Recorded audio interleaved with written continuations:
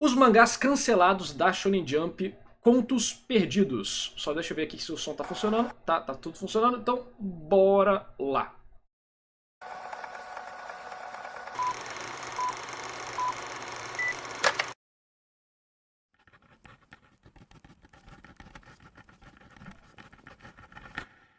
Mangás. Desde 1950 é uma das partes mais essenciais e conhecidas de todo o Japão, não apenas em sua cultura, mas também em sua economia, ficando cada vez mais famosos no mundo inteiro. As histórias em quadrinhos japonesas são as responsáveis por algumas das histórias, personagens e momentos mais marcantes de todo o entretenimento. Não importa a época que você olhar, sempre terá um mangá muito incrível ali no meio. E se você gosta de animes, já sabe o que agradecer, já que boa parte destas animações adaptam estes livros. E várias das aventuras de maior sucesso foram ou ainda estão sendo publicadas há muitos anos, o que gera uma certa impressão que mangás são sempre enormes. Mas acontece que isso não poderia ser mais longe da verdade, já que no meio de tantas e tantas obras, apenas algumas conseguem tempo suficiente para mostrar todo o seu potencial, enquanto outras se veem obrigadas a parar no meio do caminho e terminam muito antes do planejado. E mesmo sendo publicadas na revista de maior sucesso, isso não garante nada. E assim, algumas histórias acabam se perdendo no tempo. Eu sou o Jenda, e sejam bem-vindos a mais um Pontos Perdidos.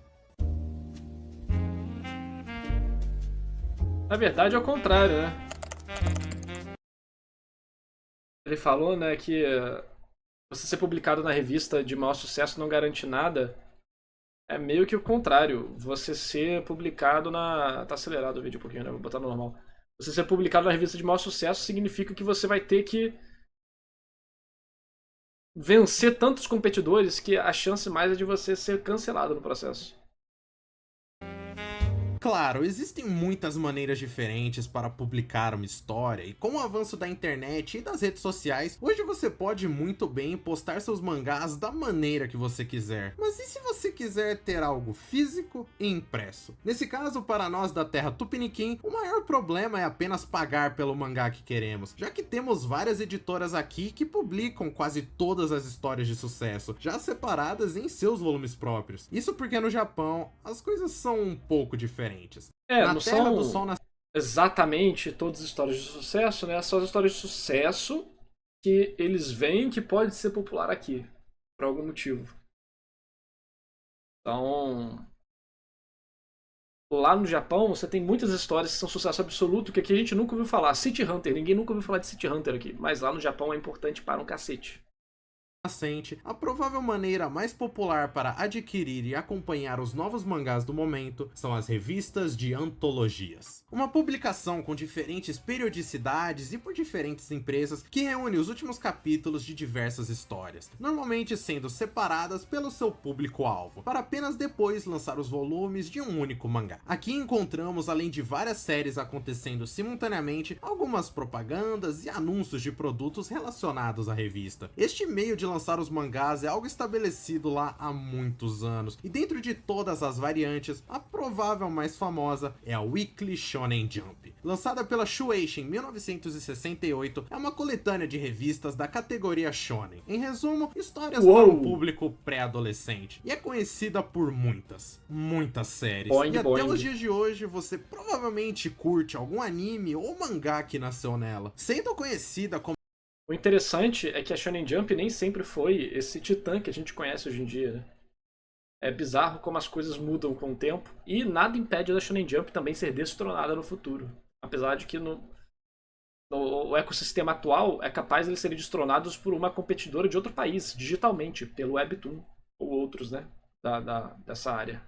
ela é e ganhando dinheiro como ela ganha, a competição é muito acirrada. Pois se todas as histórias são muito populares, uma que for apenas um pouco menos já sofre um grande risco. Porque no papel é simples você criar uma ideia para uma história, apresentá-la para os executivos e se ela agradar, parabéns, você tem sua chance de publicar um mangá na mesma revista de One Piece. Mas com isso também vem uma pressão assustadora. Você está na mesma você revista de One Piece. bons números de audiência, relevância e financeiros, há uma chance gigante de você se ver obrigado a acabar a sua história muito antes do planejado. Isso, infelizmente, acontece com muitos Ed mangás. Wood Porém, sofreu. mesmo canceladas, essas histórias ainda lançam e de alguma forma acabam sendo finalizadas, nem sempre de uma boa maneira, o que junto de um certo problema gigante de atrair leitores pode levar o seu mangá a acabar como Ziga, ou em sua pronúncia em japonês, Giga. Escrito por Rokuro Sano e com arte de Kentaro Hidano, acompanhamos a história de Ko Hashigane, um menino do ensino médio que recentemente se encontra tendo o mesmo pesadelo todas as noites, sobre um monstro gigante destruindo uma cidade, acabando com ele sendo esmagado. Ele segue os seus dias como normalmente, com a ajuda de sua praticamente namorada Amagi, ele consegue esquecer destes pesadelos e focar em sua vida na escola. Isso até a chegada de um homem curioso que diz que aqueles sonhos na verdade são um presságio de algo que realmente vai acontecer e que o monstro dos seus sonhos realmente existe, querendo chamar Ko para o seu exército de soldados superpoderosos para tentar acabar com a possível ameaça. A premissa central é interessante e o mistério sobre o tal Kaijo te deixa intrigado, e somando isso com a belíssima arte, temos potencial. O problema, entretanto, fica em quase todo o resto. Como o primeiro capítulo é a chamada para a obra, temos muito mais páginas, e nisso o autor busca dar a entender os temas da obra, só que é tudo muito óbvio. Tudo que acontece nesse primeiro capítulo é previsto por você bem antes de acontecer, o que tira bastante o impacto de alguns acontecimentos, como a motivação do protagonista para entrar na organização, já que depois de vários... Inclusive, isso é uma boa deixa para falar de uma boa prática, né, de quem quer criar história, que é, quando você for solucionar algo na sua história, tente não pensar na primeira coisa, nem na segunda, nem na terceira, nem na quarta. Faça a quinta solução que vem na sua cabeça, porque as outras vão ser... As três primeiras vão ser óbvias para o leitor. A quarta vai ser incomum, mas a quinta, talvez você consiga surpreender as pessoas. Então, existe esse macete aí. Já ouviu isso em algum lugar? Talvez no meu vídeo, porque eu já falei isso várias vezes, ou talvez você viu na fonte, que eu também peguei, foi o Brandon Sanderson falando.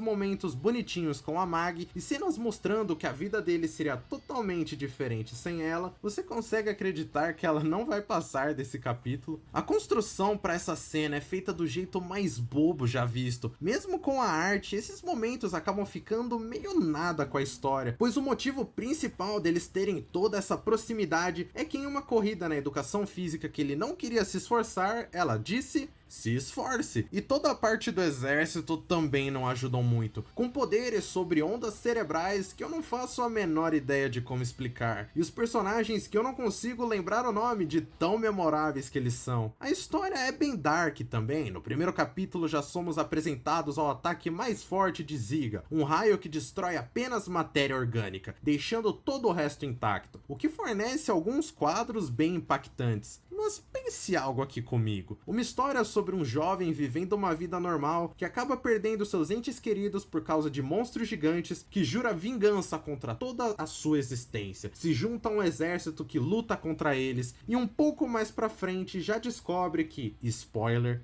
ele é o tal monstro gigante. Talvez Ziga seja um pouco parecido com Shingeki. E sim, no capítulo 4, com um time skip super acelerado, descobrimos que essa garota de branco invoca uma espécie de lagosta que acerta Ko, o fazendo se tornar Ziga. O que, de novo, é algo meio óbvio, só que poderia gerar... Parece que isso aí andou para que Kaiju no Berete pudesse correr, né? Um desenvolvimento interessante. Só que por falta de audiência, depois dessa revelação já somos praticamente jogados no final da história, com outra pessoa que também vira um monstro, só que voador, luta de monstros gigantes que são legais, não tem como, e o incrível plot twist de que a mãe de Ko é esse monstro principal de tudo. A mãe do moleque. Monstros gigantes lutando, muito legal, não tem como. Esse aí é o resumo. Pra muita gente de muita obra, né? Mas do lado da mãe dele, cara, que what the fuck? Incrível plot twist de que a mãe de Ko é esse monstro principal de tudo. Eu não sei japonês, mas só essas imagens já deixam claro que, já avisado do cancelamento, o autor deu um jeito de ligar o começo da história com o final e criou... Isso é bem comum, tá? O autor recebe que vai ser cancelado, aí os últimos 4, 5 capítulos Ele tenta dar um jeito de conectar a história. E aí fica meio estranho. Isso é bem comum de rolar. Algo de certa forma épico para acabar o mangá com uma grande luta. No fim, fica bem claro que Ziga não chamou muita atenção. Apenas 3 capítulos foram publicados fora do Japão e o restante ficaram exclusivos em japonês, acabando assim a série em 2 volumes com 14 capítulos e um epílogo. Algumas pessoas falam que um dos motivos para isso pode ter sido o tom mais sombrio, só que outros mangás mais pesados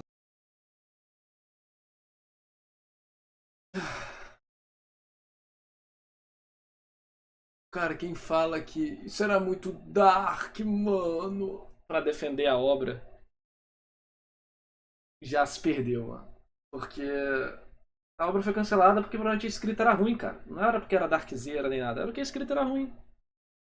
em suas premissas já foram lançados em revistas para esse mesmo público. No fim, eu acho que tudo acabou com uma boa premissa, sempre executada meio sem sal. Exatamente. E se o mundo já é cruel assim para algo sem expectativa, imagine para algo que poderia ser bem esperado.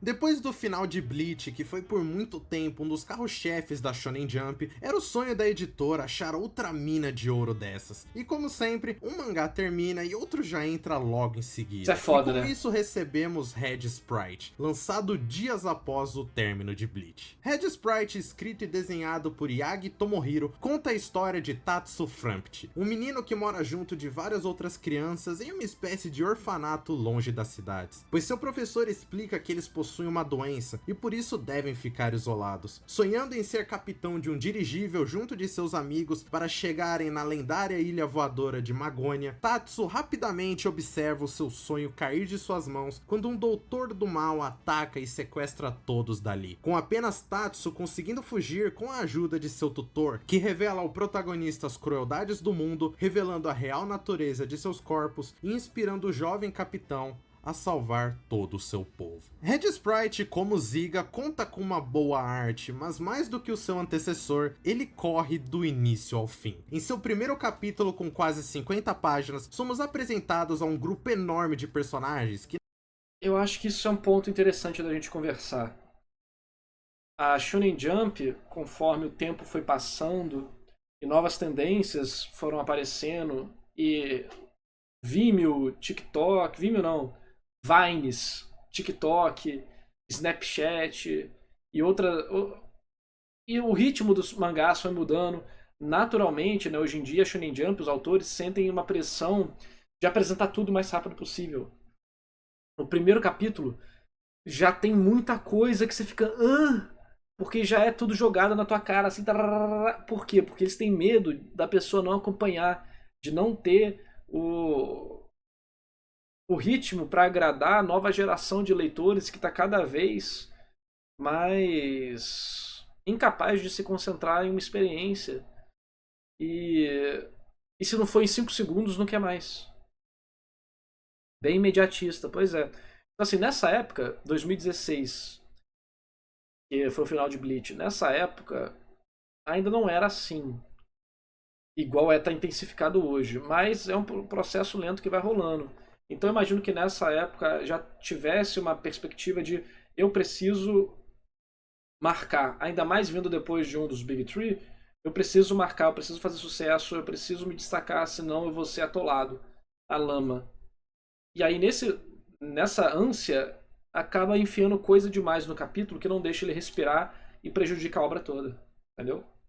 que não falam muito, e suas doenças. Depois vimos como funciona esse mundo, um mundo em steampunk, onde os humanos descobrem uma nova forma de... E aqui eu não tô falando necessariamente do primeiro capítulo só, tá? Muitas vezes acontece no primeiro capítulo. Mas também acontece nos primeiros capítulos, né? A obra não tem tempo de respirar da forma que você pegava Naruto, Bleach, One Piece respiravam, Dragon Ball respirava. Hokuto no Ken acontece coisas, mas a história tem um ritmo legal.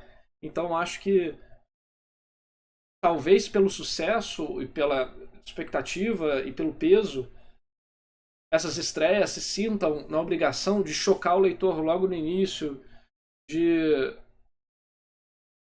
marcar todo mundo logo no início para tentar replicar algo que Naruto, Bleach e One Piece fizeram. Só que eles demoraram 10 anos pra fazer, entendeu? De energia vindo de fósseis antigos, que foi capaz de evoluir muito toda a tecnologia. Logo em seguida temos um vilão super do mal que comenta sobre fadas, as crianças são sequestradas, o professor revela ter algum tipo de poder e depois de derrubar uma nave inimiga é revelado a Tatsu e ao espectador um plot twist em que as baterias usadas nesse mundo são humanos, modificados desde cedo para gerar a mesma energia do fóssil e são basicamente escravizados a isso. O professor se sacrifica para dar sua energia a Tatsu. O plot é interessante. Pra você ver que ideia não vale nada. O que vale é execução. Mas é interessante, tipo, a nova fonte de energia. Essa fonte de energia são as próprias pessoas. Né? Você pega o plot de Matrix, basicamente, mas não é exatamente a mesma coisa, né? É um pouquinho diferente, porque as pessoas não vivem num paraíso, né? Ilusório. Mas o plot original de Matrix nem era das baterias humanas, era outro. Era sobre capacidade cerebral. Era bem melhor, na verdade, mas eles tiveram que deixar mais idiota porque eles acharam que o público não ia entender. Tem uma entrevista sobre isso bem interessante. E assim pulamos para um time skip de 6 anos, onde o nosso protagonista, agora super forte e rápido, se vinga do vilão, salva um de seus amigos, depois salva várias dessas pessoas baterias, rouba um dirigível e tudo isso no primeiro capítulo. É uma corrida tão absurda para chegar no ponto. Um mangá que teve um certo problema, na minha visão, parecido com isso, é Kagura Bate, a nova leva. Já tem um time skip de 10 anos no primeiro capítulo, mano. Que porra é essa? Que o autor quer chegar, que não temos tempo de observar nada, e no meio ainda temos todas as explicações de como funcionam os poderes dos personagens e a energia em si, que é muito técnico, para depois recebermos uma espécie de One Piece, só que muito corrido. É bizarro, o ritmo dessa série acaba com muitas coisas, como a tripulação de Tatsu, que devido a essa estrutura, ficam presos no papel de explicar Mas tem uma diferença. fazer, como funcionar. Tem uma diferença do primeiro capítulo de One Piece e disso aqui. O primeiro capítulo de One Piece tem um time skip de que 10 anos também. Só que, observe, o primeiro capítulo de One Piece, o time skip ocorre na última página, basicamente. Nas 2 últimas páginas. Ele tem um plot muito simples, focado em algum único elemento, que é o drama do Shanks com os... do Luffy Shanks com os bandidos da montanha. E o garoto é salvo e aprende uma lição. É isso. Aqui você viu o que o cara falou? Eles estão lá porque eles têm doença, aí os caras invadem, eles descobrem que ele é o cara da bateria, aí sei que, aí o cara vai bater, aí ele mata, aí ele vai pro flashback, pro time skip, aí ele mata outro cara, se vinga do vilão, recupera um monte de gente. Muita coisa, cara. Ficam presos no papel de explicar o que fazer, como funciona a nave, discutir planos e nada mais. Eu não sei o nome de ninguém, os designs são legais, mas além de Tatsu, eu não sei mais nada deles. O autor até tenta fazer algumas coisas diferentes com a sua inspiração em One Piece, com o protagonista sendo aquele menino bobão, mas a inspiração de One Piece é o quê? Especificamente, né? Porque tem vários elementos que você pode se inspirar em One Piece. A estrutura de aventura, que é o que Eden Zero se inspirou demais no One Piece. Você tem a estrutura de poderes mais loucões. Eu não sei se... é que eu não conheço o mangá, né? Então não dá pra falar. Mas é muito difícil falar, tal coisa é inspirada em One Piece. Mas por quê? Em Bleach, em Naruto, em Jujutsu... Eu tava falando do quê, né? Da referência. Tipo, eu tava falando, o cara pode ter se inspirado em Shingeki no Kyojin, no sentimento que ele teve lendo Shingeki no Kyojin, vai fazer um mangá de samurai.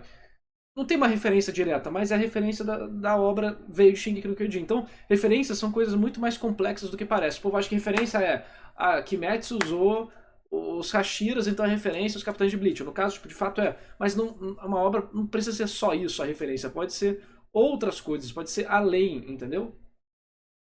Esse é o ponto.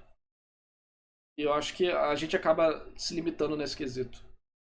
maduro às vezes, até tentando resolver algumas lutas na diplomacia. Só que mesmo pra uma série que tenta falar tanto, os vilões são muito simplesinhos. E no capítulo 8 fica claro o cancelamento. Depois de uma luta aleatória, viajamos para uma cidade que nos daria um arco normal dentro de uma história, mas que é rushado e transformado em um arco final, novamente nos apresentando trocentas coisas diferentes, com um vilãozinho legal visualmente. Lendo isso, você... É porque o autor, quando ele vai ser cancelado assim, ele tenta jogar todas as ideias que ele tinha.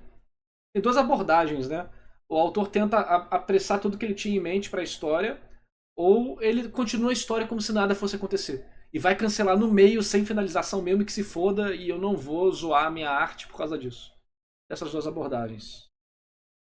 Você sente o final, com todas as ideias do autor para um arco grande sendo resumidas e terminando com apenas 14 capítulos e um epílogo, mostrando que 10 anos no futuro o dirigível Red Sprite ainda voa, mas agora em um mundo muito mais justo. O mangá foi lançado em um período e com uma missão complicada, e desde o início o autor parece querer a toda hora te convencer que ele está cozinhando algo muito promissor, mas nessa pressa de chegar no prato principal, o que acabamos recebendo é um shonen nada demais, que é complicado lembrar de alguma coisa dias depois. Não era muito bom, mas às vezes até algo bom acaba cedo demais. E o que é esse gameplayzinho aqui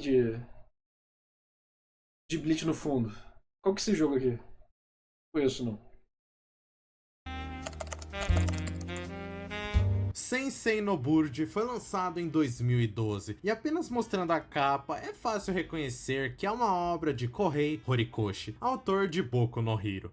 Em um mundo medieval, só que interplanetário, frequentemente invadido por aliens do mal, acompanhamos Astro, um órfão que vive nas ruas e busca de toda forma sustento para sua família, que são crianças que o mesmo resgatou das ruas e levou para sua casa. O Horikoshi desenha bem desde sempre, né, cara? Bizarro isso.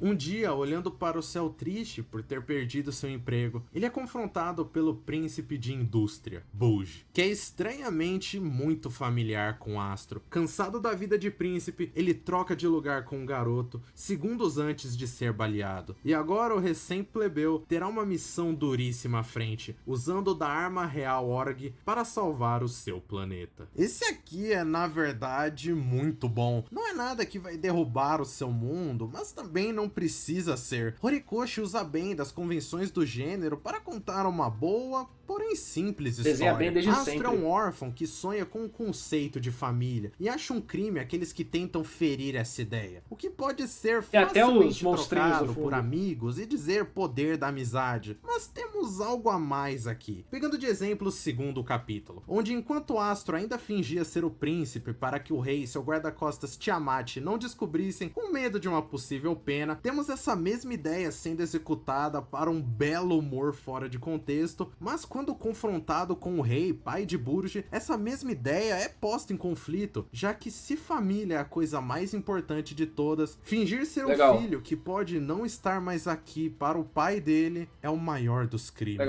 É um conflito simples, porém interessante, igual os seus personagens, Tiamat sendo o tutor e amigo de Astro, e mais pra frente Tico, sendo mais uma amiga pro trio, marcada pelos horrores dessa guerra galáctica. Os temas são bem explorados, já que o mangá segue em um ritmo muito mais normal, deixando tempo para o humor, para as batalhas e para os dramas, sem nunca esquecer de deixar aquele mistério para o futuro. E tudo claro sendo representado pela belíssima arte e character design de Horikoshi. Manda muito bem desde sempre, olha isso. Representar muito bem todos os lados da história. No geral é tudo bom, algumas coisas ainda melhores, e a obra ficou popular por um certo tempo, ganhando até uma capa colorida em comemoração à sua popularidade. Mas infelizmente essa fama não durou, terminando com apenas 16 capítulos. Mas Horikoshi fez algo bom nessa...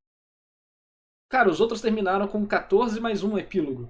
Esse que era bom terminou com 16, qual que foi o problema? Mas tem que descobrir qual que foi o problema. Tem que descobrir qual que foi o problema. Alguma coisa deu errado. É muito raro a Shonen Jump só errar. Errar assim, tipo, errei, vacilei, foi mal. Alguma coisa deu errado. Tem alguma coisa que o cara não identificou que tá errado. Ideias muito legais, mas a execução... O que será que deu errado? A gente tem que descobrir isso. dinheiro, cara, tem chance do mangá estar, tipo, na hora errada, no local errado? Era uma época que tava sendo muito mangá bom e ele não conseguiu se destacar? É possível, mas essa situação. No lugar de do nada nos transportar para o final de uma épica história que nunca existiu, ou correr o máximo possível para chegar em lutas que não significam muita coisa, Bud usa o limite de seu tempo restante para terminar o seu primeiro grande arco de uma maneira satisfatória, com todos os personagens resolvendo seus dramas, se desenvolvendo e com até mesmo momentos verdadeiramente épicos, ficando uma história que infelizmente acaba antes de seu tempo, mas que ainda assim é o que eu falei, né?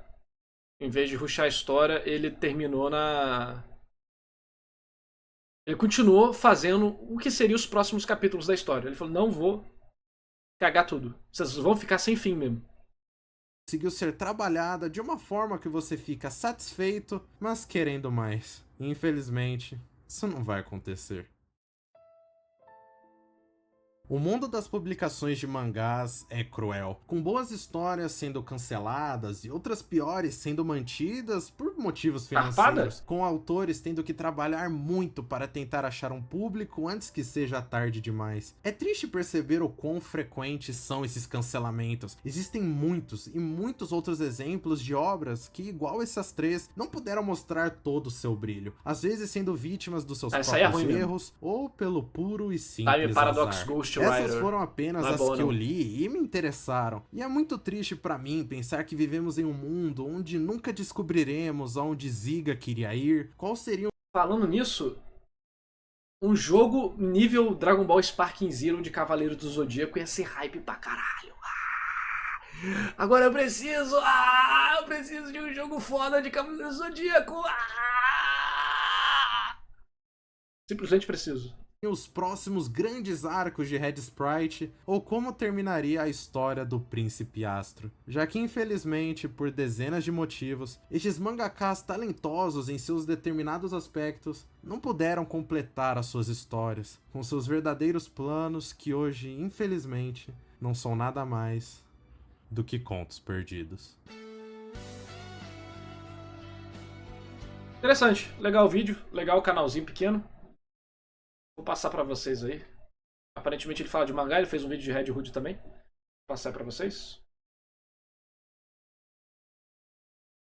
Depois dá uma moral lá pro cara. Bacana, bacana. Eu acho legal quem fala desses mangás que se perderam no tempo. Ajuda a gente a apreciar o que existe e lembrar os que caíram pelo caminho, né? Os soldados abatidos. Bacana.